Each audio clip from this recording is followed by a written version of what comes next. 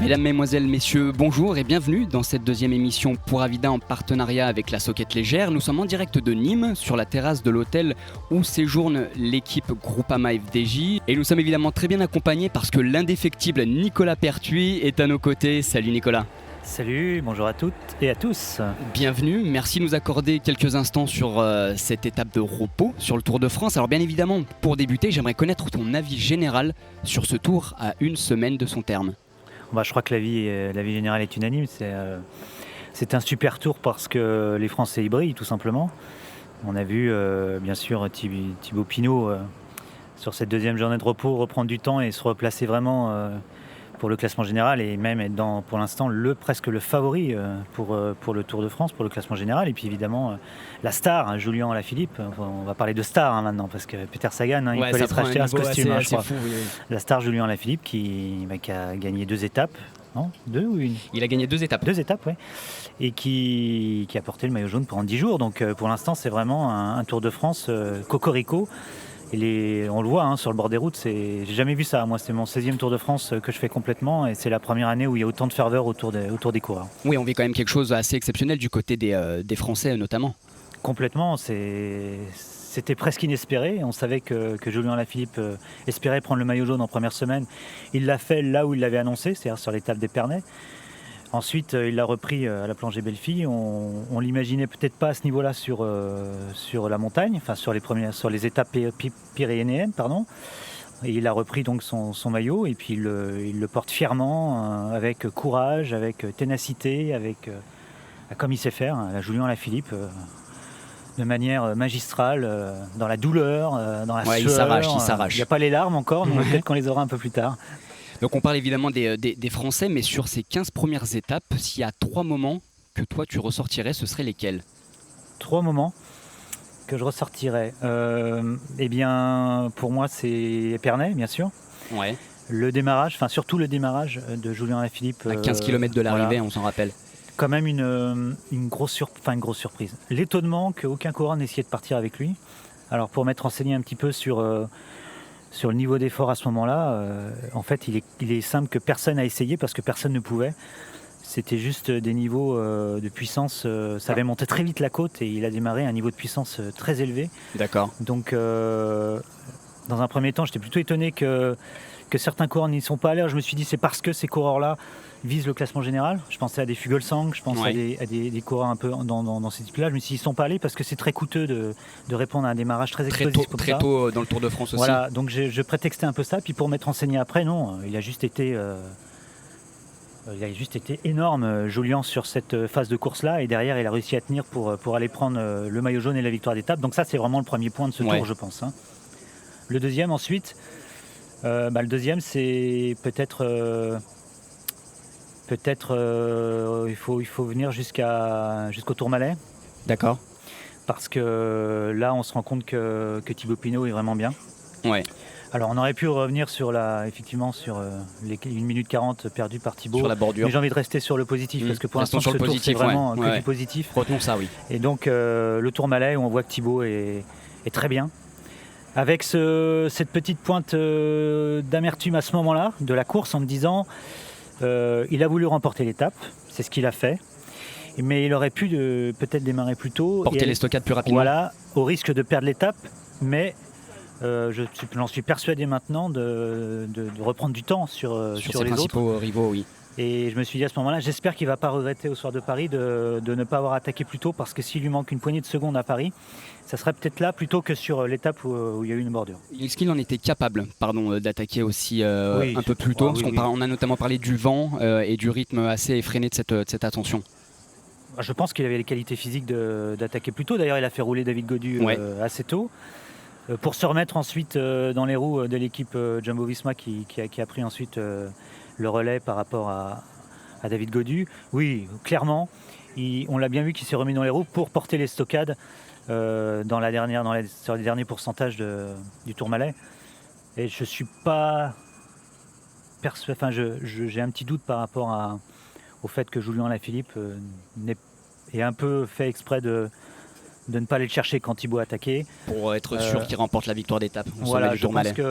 pense que c'est pas cadeau, hein, mais il l'a dit, Julien, il n'a pas plongé dans la roue de Thibaut quand celui-ci a démarré. Et puis quand on voit les derniers mètres que fait Julien, on se dit qu'il aurait pu aller chercher Thibaut et peut-être encore remporter l'étape.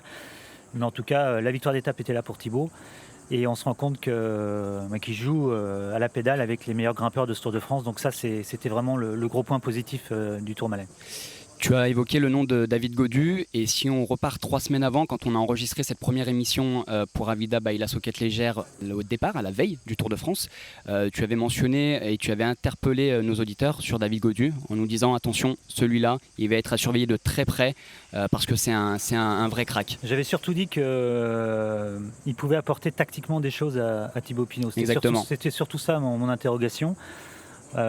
Physiquement il est là, pour l'instant il fait un peu le travail en exagérant, hein, mais de l'équipe Sky l'année dernière, c'est-à-dire qu'il met des coups de boutoir énormes sur 2-3 km d'ascension, donc c'est sur à peu près un effort entre 7 et 10 minutes à chaque fois où là vraiment il monte très fort et derrière on voit que certains coureurs n'arrivent pas à suivre. Donc hier ça a été une rampe de lancement pour Thibaut, ça ne l'a pas été au Tourmalet, c'est un peu ce que je disais tout de suite. Mais oui, David Gaudu est énorme, plus finalement que Reichenbach et Mollard, qui sont peut-être pas au niveau escompté, en tout cas pour épauler Thibaut dans la dernière partie d'un col. Alors sur les 3 éléments clés, les 3 moments clés, tu nous as cité Épernay, le Tourmalet, est-ce que tu en vois un 3e ? Moi à titre personnel, oui, alors là je vais pas être trop dans la mouvance, mais c'est quand même la défaillance de Romain Bardet, quoi. Ouais. Parce que elle fait mal. Elle fait très mal. Elle fait mal pour tous les aficionados du vélo parce que Romain Bardet, c'est un coureur qui a mis toute son énergie dans le Tour de France depuis maintenant plusieurs saisons. C'est un coureur qui a préparé le Tour comme il l'a fait les années passées. Et c'est un coureur qui cette année qui est pas dans le move, qui est pas dans le bon timing, il manque de jus. J'ai l'impression qu'il manque simplement de jus. En a-t-il trop fait ? C'est un peu le reproche qu'on lui fait en interne. On le sait, son surnom c'est #ToujourPlus en interne. #ToujourPlus. Oui, c'est son surnom en interne dans l'équipe. C'est un coureur qui donne de manière intelligente. Il avait, d'ailleurs on a fait un papier dans Vélo Magazine avant le Tour de France où déjà il émettait des doutes sur sa préparation en disant que peut-être que la bonne formule aujourd'hui pour préparer le Tour c'est de faire l'impasse sur les classiques. Un peu comme Crosswijk l'a fait pour préparer ce Tour de France. Donc il y avait déjà une petite... voilà. Il y avait une interrogation déjà à ce moment-là. Voilà, ça c'était au moment de sa préparation en Sierra Nevada. Donc, il a émis en tout cas ce doute par rapport à une préparation optimale en vue du Tour de France. D'accord. En tout cas, moi je sais qu'à titre personnel, ça fait mal, quoi. Ça fait mal pour ce garçon qu'il ne faut pas l'oublier, a porté le cyclisme français. Oui, il a quand même Tour de France, deux podiums sur le Tour de France, il ne faut pas l'oublier. 2 podiums, et dont un vraiment à la pédale. Ouais. Donc, moi, ça, en tout cas, à titre personnel, c'est quelque chose qui fait mal. Et puis, je sais que lui, c'est dur pour lui.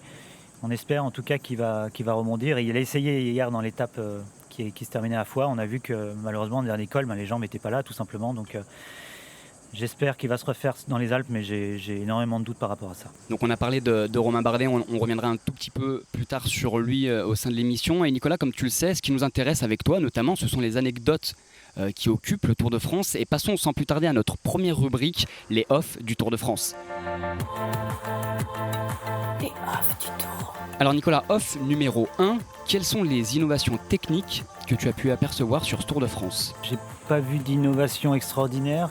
Par contre, l'obsession dans les équipes, c'est le poids des vélos. Parce qu'on voit des équipes avec des disques, des freins à disques, c'est plus lourd. Plus lourd que les patins, ouais. Voilà, on voit des coureurs, dont Julien Alaphilippe d'ailleurs, qui retire son capteur de puissance pour gagner 200 grammes, parce que lui roule en disque. D'accord. Pour essayer d'approcher les 6,8 kg. Moi, j'ai envie de dire que c'est un peu ça, le nerf de la guerre au niveau technique sur ce tour. Qu'est-ce que j'ai vu d'autre d'intéressant ? J'ai vu l'équipe Ineos avec des...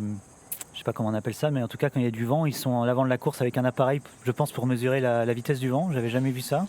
D'accord. Il est situé où cet appareil ? Dans la main, c'est un petit appareil qui tient dans la main. D'accord. J'ai vu ça. C'est-à-dire que les coureurs lèvent la main Non, c'est les assistants qui sont devant le peloton. D'accord, ok. En avance de la course, quoi. D'accord. Peut-être que ça se faisait déjà, mais souvent, à une époque, les assistants prenaient un brin d'herbe et voilà, le lançaient pour voir dans quel sens allait le vent. Ça, c'était il y a 5 ans. Aujourd'hui, on a automatisé la démarche. Et puis, il y a quand même beaucoup de... La mode, c'est quand même le GPS pour les coureurs. Donc, tous les coureurs ont les GPS. Enfin, la majorité des coureurs ont le GPS. Essentiel dans les étapes où le vent est fort, il peut y avoir des tentatives de bordure. En tout cas, du côté de l'équipe Ineos, on a très bien optimisé le GPS dans cette étape-là avec des coureurs qui avaient les points essentiels où il fallait en tout cas être attentif. Je sais qu'eux ont vraiment travaillé sur cet aspect-là, sur l'étape où Thibaut Pinot a perdu une 40. C'est une question qui revient souvent, notamment sur Twitter. Les vélos de chrono, ils sont soumis à la même réglementation des 6,8 kg ou pas? Je sais pas. Bonne question. Mais ils y sont pas parce qu'ils sont jamais à ce poids-là. On est bien au-dessus. Hein. Ouais, c'est plus lourd, effectivement. On est presque entre 7, 8 et 8 kg sur les vélos de chrono. Donc on n'y est pas. D'où la tentative de Romain Bardet d'avoir pris un vélo hybride sur le contre-la-montre. Et de faire le changement au kilomètre 15. Ouais, c'est le seul à l'avoir fait. Ouais. Est-ce que c'était la bonne solution? Il avait déjà une minute de retard à ce moment-là. Il est reparti avec une 20. Je sais pas. C'était peut-être la seule solution pour que lui se sente en confiance et rassuré. Peut-être. En tout cas, ce qui était intéressant dans le changement de vélo, plus que le changement du vélo lui-même, c'était le changement de braquet parce qu'il est parti avec un 56 sur le vélo hybride. Oui. Et il a terminé avec un 58, ce qui était plutôt intéressant d'avoir le 56 dans la première partie de parcours et le 58 plus dans la dernière. Oui. Pour moi, c'était ça qui était peut-être plus intéressant que le vélo par lui-même. Et je déborde encore une fois sur l'histoire des braquets. Et je me rappelle, il y a 10-15 ans, quand les coureurs sur les chronos sortaient un plateau de 53, on disait « Waouh, il emmène du 53 » et maintenant on atteint des 56, 57, 58 dents. C'est quand même énorme. Sur les chronos par équipe, les équipes qui composent 58 dents, en général, ce sont celles qui sont dans la deuxième partie de classement. Ça, c'est, d'accord. L'année dernière, par exemple, à G2R La Mondiale, n'avait pas le 58, il s'en était mordu les doigts sur le contre-la-montre par équipe de Cholet parce qu'en plus il y avait vent d'eau sur la première partie. Donc, ça aurait été bénéfique d'avoir un 58 il y a même des coureurs de chrono comme Tony Martin qui lui met du 60 régulièrement sur les contre-la-montre. D'accord. Alors après vous savez, on peut avoir du 58, du 60, mais si derrière vous avez une dent de moins ou une dent de plus, faut pas non plus qu'être obsessionnel par rapport au gros plateau, mais c'est important aujourd'hui d'avoir un 58 sur un contre-la-montre par équipe, en tout cas, c'est important. Ouais. Off numéro 2, quand on voit l'attaque couplée de Thibaut Pinot et Julien Alaphilippe sur l'étape de Saint-Étienne, est-ce que les alliances entre équipes vont bon train? Sur ce Tour de France, non. J'ai pas l'impression, en tout cas, qu'il y ait des alliances, comme il y a pu avoir des fois des alliances qu'on n'a jamais compris. Je me rappelle d'une alliance quand Andy Schleck avait gagné au Tourmalet en 2011. Je me rappelle d'un coureur de la Quick Step qui avait roulé pour lui dans la vallée. J'ai jamais compris pourquoi. Ça, c'est des alliances qu'on ne comprend pas. Sur ce Tour de France, ça n'a pas été le cas. Thibaut Pinot est sorti, a réussi à suivre effectivement Julien Alaphilippe dans l'étape qui se terminait à Saint-Étienne. C'est une alliance non pas franco-française. C'est une alliance simplement d'un coureur qui a besoin de gagner du temps en général, simplement, et puis un autre pour essayer d'aller rechercher un maillot jaune. Donc non, moi j'ai pas vu d'alliance franco-française. J'ai entendu ça. C'est pour ça. J'ai même entendu, c'est incroyable que Julien ait attaqué après dans la plongée Belle-Fille pour Thibaut. Mais Julien et Thibaut, il n'y a pas d'alliance. C'est des coureurs qui s'entendent très bien. Ils ont couru ensemble en équipe de France. Mais chacun défend leurs intérêts. Évidemment. Après, les gens qui ont écouté le début de l'émission peuvent se dire bah oui, mais il a dit tout à l'heure que peut-être que Julien l'a laissé gagner au Tourmalet. Oui, peut-être. Mais c'est plus des faits de course là. Oui, ce sont des faits de course. Après, j'ai pas vu d'alliance. Il y a eu l'étape avec le vent, mais là, c'est logique que les équipes qui ont un leader qui n'est pas piégé se mettent à rouler les unes avec les autres. Donc, non, franchement, jusqu'à maintenant, j'ai pas eu trop d'alliance sur ce Tour de France. Ça sera sûrement dans les Alpes, parce que là, les intérêts vont un petit peu converger. Ouais, quoique encore, il n'y a pas vraiment de coureurs qui sortent du lot. Enfin, il y a encore 5-6 coureurs en 2 minutes, donc il n'y a pas de place au général à défendre encore pour certaines équipes. Parce que c'est souvent là que les alliances, quand vous êtes dans les 2 derniers jours du tour et qu'il y a une équipe qui veut défendre une 6e place et qui va se mettre à rouler, qui va venir aider l'équipe du maillot jaune, là on peut pas éventuellement parler d'alliance, mais c'est parce qu'à défendre aussi leur intérêt. Donc peut-être que dans les Alpes on aura peut-être plus ça, mais comme la grosse dernière étape des Alpes est la veille de l'arrivée, je ne vois pas un tour avec beaucoup d'alliances moi cette année. Et on a parlé de Romain Bardet un petit peu plus tôt dans l'émission. Off numéro 3, est-ce que l'équipe AG2R La Mondiale a finalement bien préparé son affaire sur ce Tour de France ? Alors, il ne faut pas passer du tout blanc au tout noir. Oui. L'équipe AG2R La Mondiale a préparé son Tour de France comme elle l'a fait les années passées. Romain Bardet a préparé son Tour de France comme il l'a fait l'année passée. Sauf que Romain Bardet, cette année, il a eu des problèmes dans les classiques. Il y a eu une chute qui est venue vraiment le troubler dans sa préparation en vue des classiques. Il a dû refaire du travail qui n'était pas prévu. Et je pense qu'il a pâti énormément psychologiquement de cette période de la saison. Et il a eu du mal après à remettre en route. Quand je suis allé le voir en Sierra Nevada, j'ai senti un coureur fatigué nerveusement, un coureur qui était pas forcément sûr de son fait physiquement. J'ai senti un peu ça. Et puis pour en revenir à l'équipe elle-même, Dillier qui tombe, Geniès qui n'est pas forcément top forme, Villermo qui est bien amoché, qui sort du Giro, qui devait faire le Giro, qui sort du Giro, qui vient là pour le Tour de France. Tony Galopin qui tombe avant le départ du Tour. Oui. Enfin, ça fait 2 saisons que c'est un peu comme ça. Donc Romain Bardet l'a dit, la roue a tourné dans le bon sens sur les tours 2016, 2017, 2015, 2016, 2017. Et depuis le Tour 2018, ça tourne dans le mauvais sens et il n'a pas réussi à inverser la tendance sur ce Tour de France-là. Mais il ne faut pas passer du tout blanc au tout noir. Il faut avoir en mémoire tout ce qui s'est passé et puis dire que le travail est le même. C'est pas parce que Romain Bardet rate son Tour de France qu'il s'est moins entraîné, qu'il s'est moins bien préparé. Je peux vous assurer qu'avec c'est Romain, important à préciser tout est pesé, oui. tout est pensé. Donc il faut se méfier de... Toujours autant de sérieux du côté d'AG2R et de Romain Bardet. Évidemment. Sur ce point-là, il n'y a pas... Mais oui. Et c'est terrible pour lui. Je pense j'imagine que c'est terrible. Alors ça, il ne le dira pas, et bien évidemment qu'il ne le dira pas, mais c'est évident de le dire. C'est d'autant plus terrible que d'autres Français sont à l'avance sur ce Tour de France. Bien sûr. Parce qu'on peut dire ce qu'on veut. Il le dira, Romain. Tant mieux, ce sont des Français, mais au fond de lui-même, il y a quand même ce numéro 1 français qui est toujours sous-jacent. On peut dire ce qu'on veut, c'est réel. Ouais. Nous sommes toujours dans l'émission Pour Avida, by la Soquette Légère. Et Nicolas, tu en as déjà parlé au début d'émission, mais est-ce que selon toi le Tour et le cyclisme avaient besoin d'un scénario comme ça sur ces 2 premières semaines avec les Français à l'avant pour essayer de dynamiser un petit peu son sport et le rendre encore plus attrayant pour le public ? Ça tombe bien, je vais dire ça comme ça. Ça tombe bien, les gens en avaient ras la casquette, je parle des gens, du public. C'est un grand nombre de journalistes aussi, on avait ras la casquette de la domination des Sky, maintenant équipe Ineos.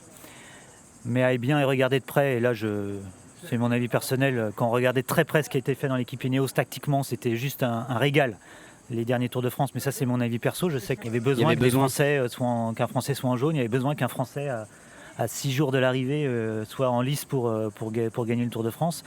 Il suffit de voir comment ça se passe au départ, il suffit de voir comment c'était à l'arrivée du Tourmalet, c'était grandiose. J'ai jamais vécu ça moi en tant que suiveur, ce qui s'est passé en haut du Tourmalet. Tu as une anecdote sur le Tourmalet, Julien Lafilippe il me semble ? Il a fait le show, mais comme il sait le faire. Je vous dis, Peter Sagan il a intérêt à faire attention parce que Julien Lafilippe il sait faire le show, peut-être plus que Peter Sagan. Il est aussi habile sur un vélo que Peter Sagan, mais comme c'est quelqu'un de plutôt modeste, il le montre pas trop devant les écrans, mais je peux vous assurer que si on fait un duel en jouant entre les deux, je ne suis pas persuadé que ça soit Sagan qui le remporte au niveau agilité sur un vélo. Et puis autre chose, c'est que Julien Lafilippe, et c'est là où il est très fort, c'est que c'est quelqu'un qui est vraiment accessible, qui n'est pas forcément toujours le cas pour Peter Sagan. Et puis les Français, on est en France. Donc ça tombe bien. Ça tombe bien. Alors Nicolas Pertuis, on te reçoit ici sur la terrasse de l'hôtel Groupama FDJ lors de cette journée de repos à Nîmes. Une journée de repos, elle consiste en quoi pour les leaders du Tour de France ? Elle consiste à faire le moins de choses possible. Repos et repos. Julien Lafilippe ne roule pas, par exemple, aujourd'hui. Ah voilà, ça c'est une très bonne question parce qu'on entend toujours, ou souvent en tous les cas, qu'il faut absolument rouler pendant les journées de repos pour continuer et habituer le corps à rouler. C'est la tendance. Ouais. Il y a deux choses essentielles. Romain Bardet d'ailleurs a eu énormément de mal à s'adapter à la journée de repos. On se rappelle des premiers tours 2014-2015, il avait souvent eu des coups de massue le lendemain des journées de repos. Ça c'est pareil, c'est quelque chose qu'il a travaillé, qu'il a apprivoisé. Aujourd'hui il maîtrise la journée de repos. Mais qu'est-ce qui est dur dans la journée de repos? C'est effectivement essayer de ne pas endormir l'organisme et de ne pas l'alourdir et l'encrasser au niveau alimentaire. Ce sont les deux choses essentielles pour une journée de repos. Chacun a ses méthodes, chacun a ses petites astuces. Il n'y a pas de généralité par rapport à ça. Mais en tout cas, Julien Alaphilippe, lui, et on le sent, on l'a vu en conférence de presse ce matin, il est fatigué, Julien, mentalement, psychologiquement, il a beaucoup donné. Attention, il faut se rendre compte, quand vous êtes maillot jaune, c'est à peu près 1 heure, 1 heure et quart de protocole après l'étape. Donc ça veut dire que comparativement à Thibaut Pinot, bien c'est 1 heure et quart tous les jours en moins de récupération. Bien sûr. Vous rentrez à l'hôtel plus tard, le massage est peut-être un chouïa plus court, moins de récupération. Donc la journée de repos aujourd'hui pour les coureurs, c'est en faire le moins possible. Et puis se reposer un maximum, essayer de dormir, surtout cet après-midi. Ouais. Il fait très chaud, donc... Ouais, je peux vous le dire, il fait plutôt très très chaud là sur la terrasse. Donc on peut imaginer que les coureurs utilisent la climatisation avec le risque éventuel de...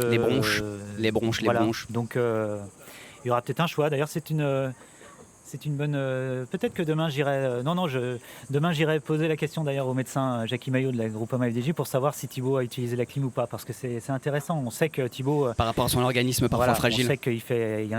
sur le tour, il a un protocole, après les étapes, avec son soigneur Samuel Rossès, un protocole de changement de veste, de vêtements, de nettoyage du corps. On le voit avec une écharpe et ça nous rassure à chaque fin d'étape. On le sait, Thibaut, il peut perdre le tour comme il a malheureusement perdu le Giro, en tout cas perdu le podium sur le Giro à cause de plusieurs fois des bronchites, donc c'est son talon d'Achille. Donc sur ce Tour de France, je peux vous assurer que du côté de l'équipe Groupama FDJ, on a tout mis en place pour que ça n'arrive pas. On parlait de la chaleur, on a quand même vu, si les auditeurs sont sur Nîmes, on a quand même vu rouler entre midi et 14h la Jumbo Visma, la Movistar. On les a croisés dans les rues de Nîmes, sous les plus fortes chaleurs. Oui. Les coureurs aussi doivent, notamment les leaders, se soustraire aux obligations médiatiques avec les fameuses conférences de presse. Oui, c'est l'équivalent pour Julien Alaphilippe, ça a été l'équivalent de 20 minutes ce matin. D'accord. Simplement.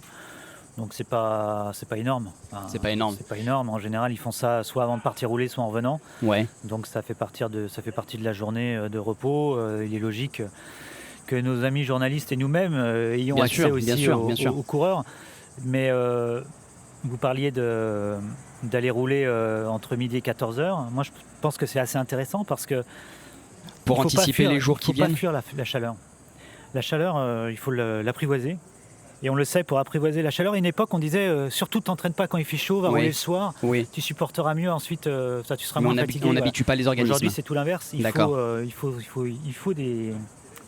que les coureurs, c'est ce qu'ils font d'ailleurs, ils s'entraînent sous les fortes chaleurs pour l'apprivoiser. Et je pense qu'aller rouler 1h30, il fait à peu près 40 degrés aujourd'hui.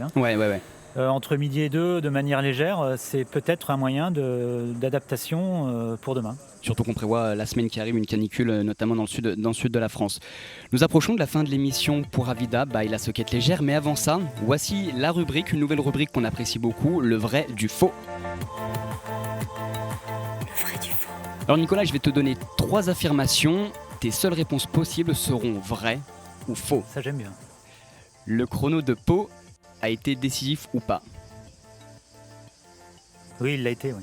Il a été parce que Thibaut a fait un bon chrono et puis Bernal a raté le sien. Donc je pense que pour les Alpes, ça va être important. C'est important que Thibaut ait pris du temps sur un terrain qu'on n'imaginait pas, lui prendre du temps sur le chrono. Donc dans l'optique du classement général, au jour d'aujourd'hui, c'est-à-dire sur la deuxième étape de repos, oui, il a été décisif dans ce sens-là. D'accord. Une arrivée au sommet du Tourmalet, comme il y a eu il y a 2 jours, c'est une fausse bonne idée en termes de spectacle? Franchement, je dis non parce que moi qui étais en haut, j'ai rarement vu une ambiance comme j'ai vu au sommet du Tourmalet. Il y avait énormément de monde et c'était juste magique. Les gens sont restés assez longtemps, il faisait pas froid, il y avait du soleil mais il faisait pas froid, il y avait du vent. Il y a eu une ambiance de fou là-haut. franchement, les gens, ils sont courageux pour monter là-haut et attendre les coureurs. ouais. Et puis en plus, on a eu, pour ces gens qui ont eu le courage de monter, d'attendre, on a eu une victoire française et un maillot jaune français qui a fait le show en même temps. Donc franchement, non, c'était juste génial. Non, pour moi, super une étape en haut du Tourmalet. Et vrai ou faux, on a rarement vu une telle homogénéité chez les sprinteurs? Faux. Faux. Faux parce que Groenewegen est tombé à Bruxelles avant le premier sprint. Donc ça a changé la donne parce que c'est Tonissen qui a fait le sprint et pas Groenewegen. Faux parce que la Jumbo-Visma, qui est le meilleur train aujourd'hui, s'est un peu raté sur l'étape où Groenewegen se fait battre par Caleb Ewan. On a vu juste après la première journée de repos. On a vu Tonissen justement devoir faire un sprint de près de 40 secondes pour un poisson pilote, c'est beaucoup trop long. Donc il y a une petite erreur du train Jumbo-Visma sur cette étape-là. Donc c'est une étape que logiquement, si tout s'était passé correctement dans l'approche, Groenewegen aurait remporté. Il a remporté quand même une étape, le sprinter néerlandais, mais une chose est sûre, c'est qu'il n'y a pas une équipe après Jumbo-Visma qui arrive à mettre des choses en place au niveau du train.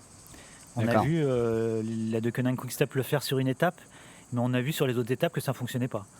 Donc j'ai envie de dire que sur les sprints, c'est la Jumbo-Visma qui décide de tout. D'accord. S'ils se ratent, ils se font battre. Et s'ils ne se ratent pas, ils gagnent. Mais encore une fois, si Groenewegen n'était pas tombé à Bruxelles, je pense qu'il aurait 3 victoires d'étape avant la deuxième journée de repos.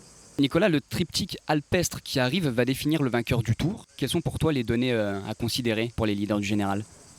Moi, je pense que la grosse donne, c'est Val Thorens. Pour m'être un peu renseigné depuis le début du Tour, on est au-dessus d'1h30 d'effort. Ouais. On va être même sur 1h40 d'effort. 1h40 d'effort. Ouais. Je ne sais pas quel temps il fera samedi prochain, mais je pense que ça va être une boucherie. Je crois que le terme boucherie, il va falloir être frais sur les 2 derniers jours du Tour. Donc l'incertitude jusqu'à Val Thorens. Il y aura l'arrivée à Tignes où on peut imaginer une bagarre dans la dernière montée et là les meilleurs encore reprendre du temps. Mais je pense honnêtement que le maillot jaune se dessinera sur les pentes de Val Thorens et pas avant. D'accord. Et à titre personnel, je souhaite que Thibaut Pinot prenne le maillot jaune à Val Thorens et pas avant. Parce que Thibaut, je l'ai déjà dit et répété X fois, mais n'a jamais remporté une course à étapes d'une semaine. Il n'a jamais porté évidemment le maillot jaune, que ce soit sur le Tour de France. Il n'a jamais porté un maillot de leader sur un grand tour. Donc il n'a pas cette connaissance-là. Est-ce qu'il a l'équipe pour tenir une grosse étape de montagne? Certes, il y a David Gaudu qui est très fort. Je n'ai pas des doutes, mais pas évident non plus par rapport au vécu de l'équipe. Ouais. Donc je vois bien, moi... Je vois bien Val Thorens déterminer le vainqueur du Tour. Et puis cette montée fait tellement peur que les leaders vont forcément devoir en garder dans cette optique-là. Alors tu mentionnes l'arrivée à Tignes le vendredi prochain, l'arrivée à Val Thorens samedi prochain. C'est-à-dire que l'étape qui va arriver à Valoir va être un petit peu escamotée par les leaders du général? C'est pas une arrivée au sommet. C'est pas une arrivée au sommet. Escamotée, je pense qu'il y aura des coureurs qui sont très loin au général qui vont tenter quelque chose. Ouais. Maintenant, est-ce que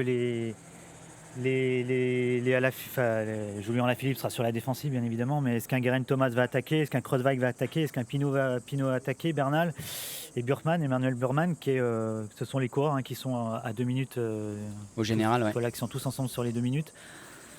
Est-ce qu'ils tenteront quelque chose sur cette montée-là? J'ai de gros doutes franchement, je ne l'imagine pas, mais peut-être que je me trompe. En tout cas, Emmanuel Burman qui est quand même la surprise pour moi. Il est solide, il tient très très bien là jusqu'à présent. Pour l'instant, en tout cas, il a montré qu'il était au niveau des meilleurs en montagne. Je l'imaginais pas du tout à cette place-là. À la différence de notre chouchou ici à la Soquette Légère, Henrik Mas. Qui a totalement explosé hier. Je posais la question ce matin. Il a pris l'eau. Je posais la question de savoir pourquoi ce matin, il n'y avait pas de... En tout cas, il n'y avait pas de réponse du côté de la Deceuninck Quick-Step. D'accord. Un jour sans, mais hier, il est totalement explosé. Totalement explosé, effectivement.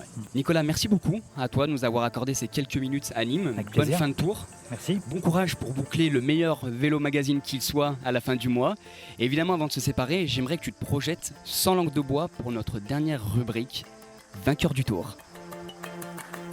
Vainqueur du Tour. Nicolas, en écrivant cette émission, on a kiffé cette rubrique. Tu es Romain Bardet, tu veux briller sur cette fin de Tour de France. Quelle stratégie tu adoptes? Forcément, parce qu'on voit que Romain n'a pas les jambes qu'il avait l'année passée et les années d'avant. Ouais. Euh, Maillot à poids, tu y crois ou pas? C'est quand non, même pas mal de il me retard. semble- Non, ouais. Non, et puis il n'arrivera pas sur les 2 dernières étapes au sommet D'accord. avec les meilleurs, enfin je le pense pas.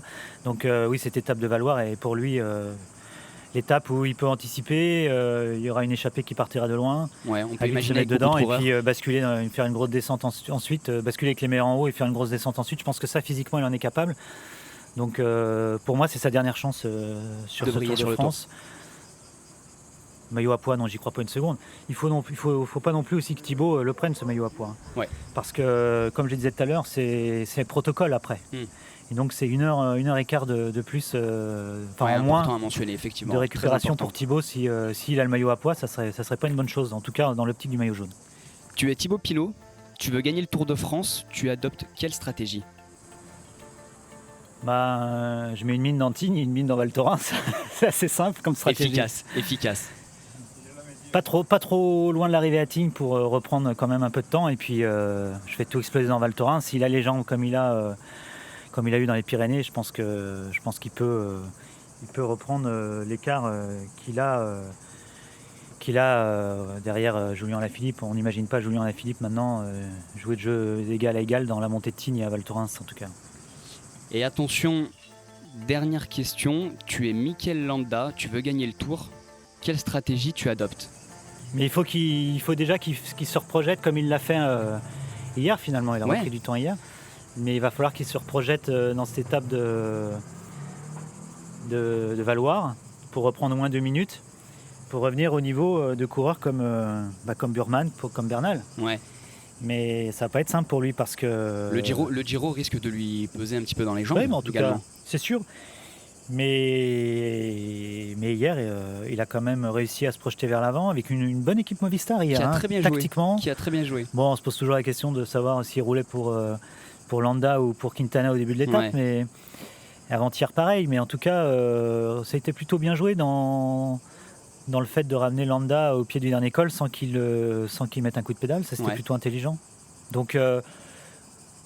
effectivement, les 3 derniers jours de course restent difficiles parce qu'effectivement il sort du Giro, mais il semble quand même avoir un coup de pédale encore aérien, Mikel Landa.